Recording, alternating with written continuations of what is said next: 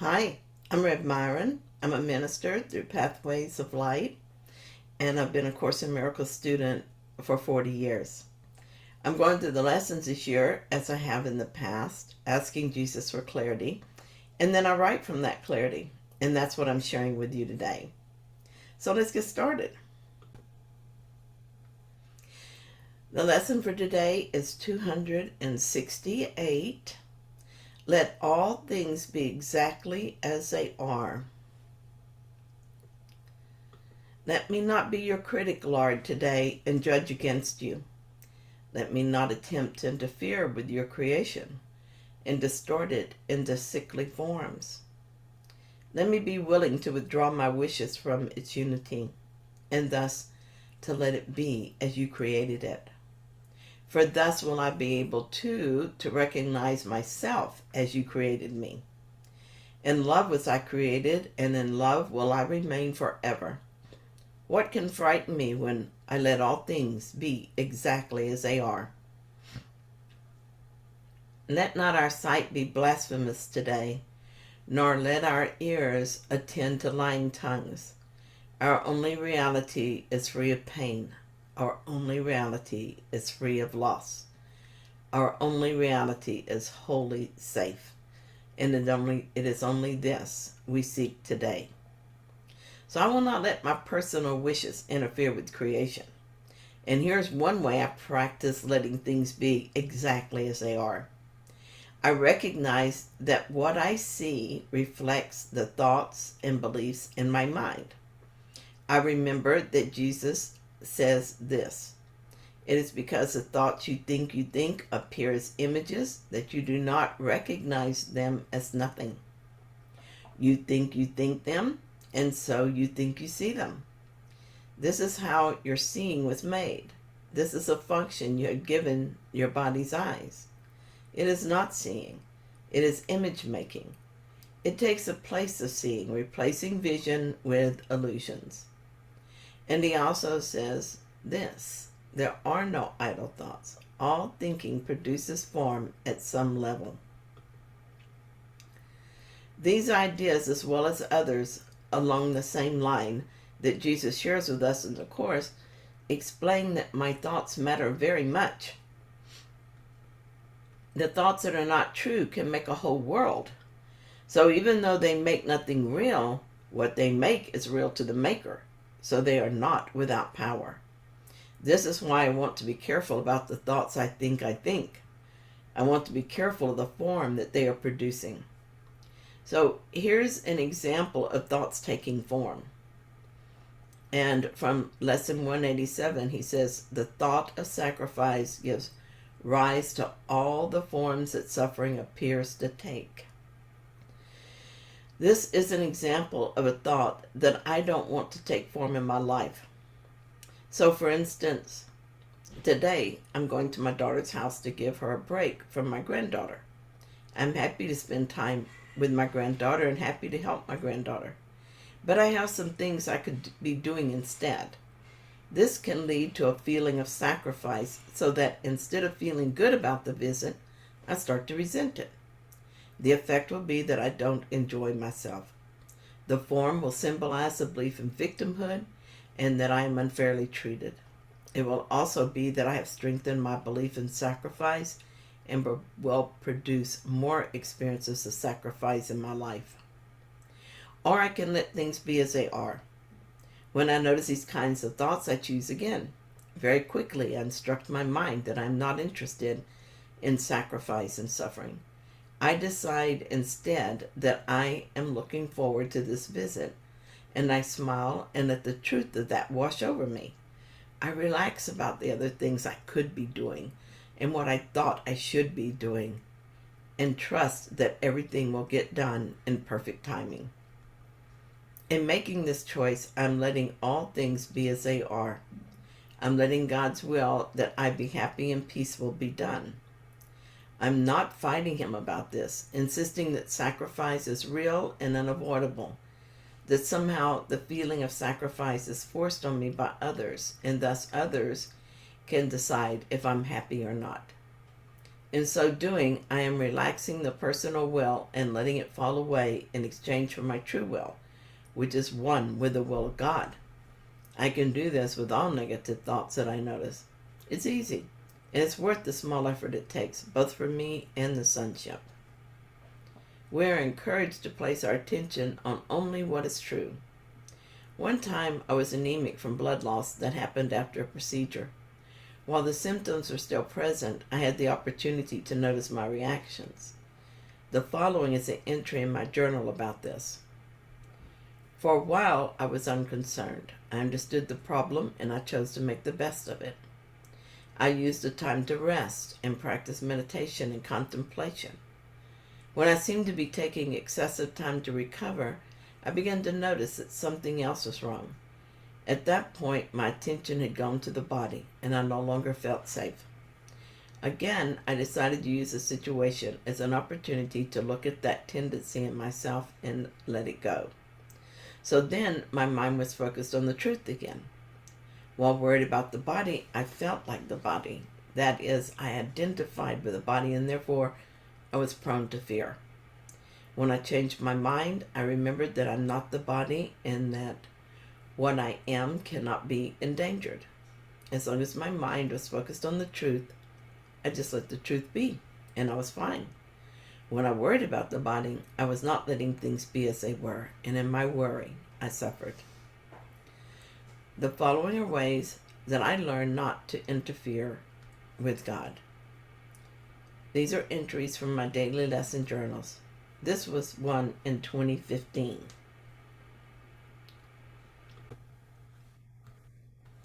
It's good to read this lesson today, as I needed to see exactly what I've been doing. I have an issue at work that keeps popping up even though I thought I had allowed healing. I see that I've been thinking of the people involved as being separate from each other, with each having their own separate interests. Once I do that, I lose sight of our shared interest, which is awakening. Yesterday, I was with one of the people involved and everything went smoothly and lovingly.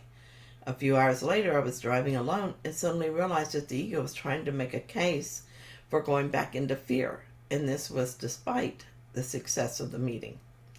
The part of my mind that wants to hold on to separation keeps my attention with stories of millions of separate beings, each moving in different directions, always motivated by lack and competition. I'm grateful to learn to disengage from that identity by being vigilant for ego thinking and asking for correction. And Holy Spirit is helping me. He helps me to remember that this shattered picture is a cosmic joke I've played upon myself. He helps me to see that mind, capital M mind, is whole, and I am that mind, not this little sliver of self I claim to be me. I am mind stepping into this Myron identity for a moment to see what less than looks like. When I meet another of my identities, it is to interact with my true self. It is Christ meeting Christ while playing at being human. It is one mind considering many angles of the same impossibility, and it makes me laugh to think of it. I know I will slip back into my role as Myron and probably lose sight of what is really happening, but I will never forget it completely. Holy Spirit, I am willing to let creation be as it is. I need your help because I don't have a lot of practice doing this, and I keep reverting back to the ego, thinking that it should be different. I give you the situation at work and ask that you help me to see within it what you see, and I will continue to be vigilant for my thoughts that indicate I'm trying to take over again. My way does not work. I'm willing to see that and to choose differently. This one happened in 2016. I'm happy to say that the situation at work has been resolved. Of course, some other relationship issues have arisen. I suppose that will keep happening until I decide to let God be God and stop trying to interfere with reality. My problem has been that I have recently looked at the world I made and believed what I saw was reality. That can't be true. First of all, I see what I think, So what I see is not reality, but the effect of separation thoughts. With my mind, I made images to represent the fear and guilt in my mind, and then projected these images as situations in my life. I use a body to experience them. It's possible to make different images because I have different thoughts. Yes, the ego thoughts of separation are in my mind, but my real thoughts are there as well. I have the thoughts I think with God. This is Holy Spirit's corrected version. And I could choose those images as easily as I make the images of fear and guilt. So why don't I do that instead? Why don't I choose images that represent happiness and freedom? Of course I do sometimes, and my life seems very good indeed. But then I tend to fall back into ego thinking and image making. And here's what I'm doing to stop the insanity.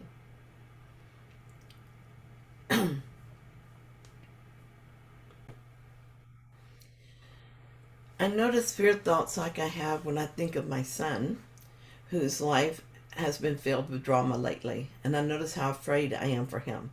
So I watch what happens next. I feel sad and weepy. I feel like I want to desperately to fix him.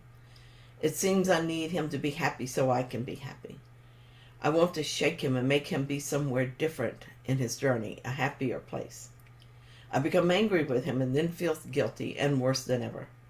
Seeing these reactions, I know that I have interfered with the creation. There is no way that God would create something so dark and twisted. Knowing this, I remind myself that I have light in my mind, and so I ask the Holy Spirit to help me.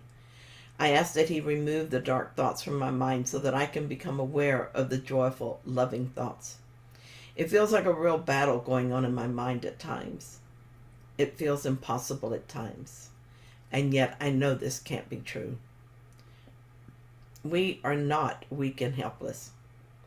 It is through the power of God that was given me in my creation that we can make this alternate universe, and this same power can undo what we did. Just at this moment, this one little thought of discouragement can be undone. I see it, and I see how it makes me feel.